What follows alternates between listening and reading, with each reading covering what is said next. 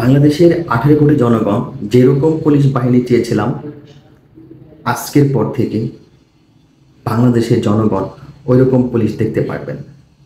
আজকের পর থেকে পুলিশ বাহিনী কোনো দলের কিংবা মতের না, কোনো বাহিনীর পাচাটা কুত্তা না।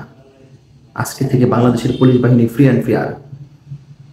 আর এই ফ্রি অ্যান্ড ফেয়ার সফলতা অর্জন করে দিয়েছে আমাদের বাংলাদেশের মুক্তিকামী ছাত্র জনতা তাদের বুকে তাজা রক্ত দিয়ে। আর এই স্বাধীন বাহিনীর পুলিশ আজকে থেকে স্বাধীন। আজকে থেকে পুলিশ বাহিনী যেখানে অন্যায়, অনিয়ম, অত্যাচার, দুর্নীতি, সেখানে পুলিশ বাহিনীর অবস্থান থাকবে। পুলিশ বাহিনী এই বাংলার নাগরিকের বন্ধু হিসেবে কাজ করবে।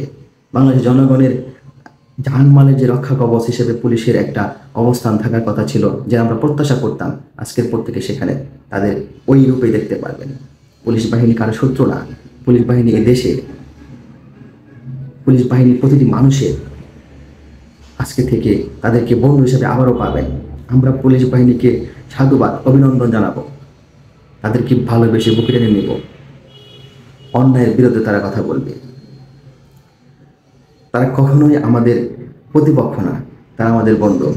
আমরা চাই তারা আমাদের দেশের জন্য যেভাবে ছাত্ররা জীবন দিয়ে দেশটাকে এগিয়ে নেওয়ার জন্য পিছপা হয় নাই, তারাও অন্যায়কে এভাবে প্রতিহত করবে।